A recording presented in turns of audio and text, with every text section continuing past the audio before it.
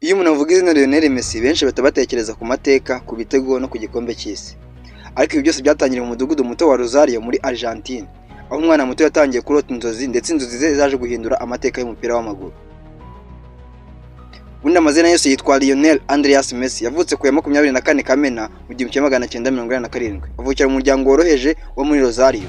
Papa yitwa George Messi, yakoraga mu ruganda, naho mama we yitwa Celia, yari umukozi wo mu rugo. Nubwo batari abakire, Messi yakuze akunda umupira birenze urugero. Messi yatangiye gukina afite imyaka 4 mu ikipe yitwa Grandoli, aho umubyeyi we yamujyanaga gukina ndetse umutoza we wa mbere yari se ubwe.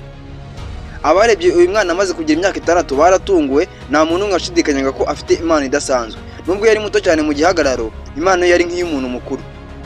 Messi yari afite ikibazo gikomeye dore ko yari afite indwara yitwa growth hormone deficiency, ituma umubiri udakora nk'uko bikwiye. Gukora kwe kwagendaga gahoro cyane kuko ivuriro ryashoboraga kumufasha ryari rihenze cyane. Mu gihe yakinaga neza mu kipe ya Newell's Old Boys, Messi yahoraga afite ubwoba ko inzozi ze zizazimira kubera ubushobozi buke bwo kwivuza. Nyamara inzozi ntizicika iyo uzifasheho. Mu myaka y'ubugimbi, amakuru yageze mu banya Espagne b'i Barcelona ku myaka 13 gusa, yahawe amahirwe yo kwerekeza muri Espagne, aho amateka mashya yatangiye kwandikwa.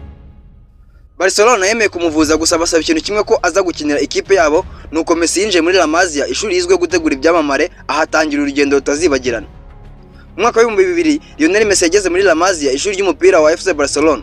Nubwo yari umusore muto utaravuga Icyesipanyolo neza, umupira wamenyekanishije ururimi rwe. Abatoza n'abakinnyi bagenzi be bahise bamenya ko hari ikintu gitangaje kuri Messi. Imyitwarire yari myiza, ariko mu kibuga yari nkundi wundi.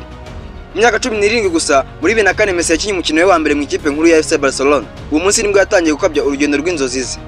Imyaka yakurikiyeho yari igitangaza, uhereye ku bufatanye n'abakinnyi nka Ronaldinho, Xavi, Iniesta kugeza kuri Neymar na Suarez. Messi yakoze ibyo benshi bagereranyaga nk'igitangaza muri football.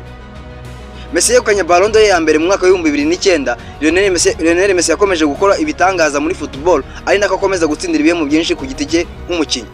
Dore ko kugeza ubu amaze gutwara Ballon d'Or zigera ku 8, bimugira umukinnyi wa mbere atwaye Ballon d'Or nyinshi ku isi. Mu mwaka wa 2012 Messi yatsinze ibitego 91 mu mwaka umwe, atsindira agahigo kari gafitwe na Gerard Muller. Benshi batangiye kumwita umunyabigwi uturuka ku isi itandukanye. Yegukanye Champions League enye, La Liga n'ibindi bikombe byinshi bigiye bitandukanye n'ikipe ya FC Barcelona. Barcelona yabaye ikipe ikomeye cyane. Messi n'umwe mu batumye irushaho gukomera. Mu gihugu cye urugendo rwamworoheye. Messi nubwo yatsindaga cyane mu ikipe y'igihugu, gutwara ibikombe byari byaramunaniye imyaka myinshi. Benshi mu baturage ba Argentine bari baratangiye kumwina, bavuga ko ataba nka Maradona, bavuga ko ntacyo amariye igihugu cyabo, ku buryo byaje kugeraho afata icyemezo cyo gusezera mu ikipe y'igihugu. Gusa bamwe mu bayobozi ba federasiyo baza kumwumvisha kugaruka mu ikipe y'igihugu agakina. Muri 2014 Argentina yageze ku mukino wa nyuma w'igikombe cy'isi. Messi yakinye neza, ariko iyo gihe baserengwa n'igihugu cy'Ubudage. Abanya-Argentine bamwe namwe bakomeza kumunenga, bavuga ko atagera ku rwego nk'urwa Maradona. Mu 2021 Messi yegukanye Copa America batsinda Brazil. Mu mwaka wa 2022 Messi yegukanye icyo benshi bibwira ko atazijya atwara, aricyo igikombe cy'isi. Messi yabaye umuyobozi, umukinnyi w'ibihe byose, arangiza impaka ku buryo benshi bavuze ko ari GOAT, greatest of all time. Nyuma y'imyaka 21 muri FC Barcelona, Messi yaje gusezera muri FC Barcelona hamwe n'ibibazo by'amafaranga Barcelona yari ifite bituma bidasubirwaho Messi agomba kugenda. Amazi yarenze inkombe, Messi yasezeye n'amarira menshi, ashyira akadomo ku rukundo rwari rumaze imyaka irenga 20. Yahise ajya muri Paris Saint-Germain, aho yahuriye n'inshuti ye Neymar. Nubwo byari bishya kuri we, Messi yagaragaje ko impano idapfa. Yatwaye igikombe cya Ligue 1, anatanga imipira myinshi ivamo ibitego. Muri 2023 Messi yafashe icyemezo gitunguranye, ajya muri Inter Miami muri Amerika. Abakunzi b'umupira muri MLS League bari mu byishimo kuko bari bakiriye umukinnyi ukomeye kurusha abandi bose. Yahindutse umuyobozi, umutoza ku kibuga, n'icyamamare cyabereye icyitegererezo abakiri batoya. Imbere y'abafana ni umunyabigwi, ariko imbere y'umuryango ni umugabo wicisha bugufi. Antonella Locuzo, inshuti ye kuva mu bwana, yabaye umugore we ndetse bafitanye abana 3 aribo Thiago, Mateo na Chilo.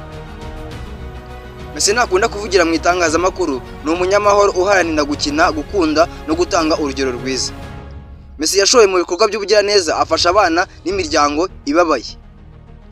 Lionel Messi si umukinnyi usanzwe, ni umunyabigwi, umwanditsi w'amateka y'umupira w'amaguru, uzibukwa nk'uwahinduye isura y'uyu mukino, nk'umuntu wagaragaje ko impano n'umurava biruta byose.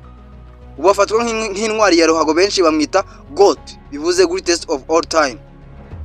Ngushimiye wadukurikiranye. Iyi ngiyi ni The Real Shema TV. Wibuke gukora subscribe.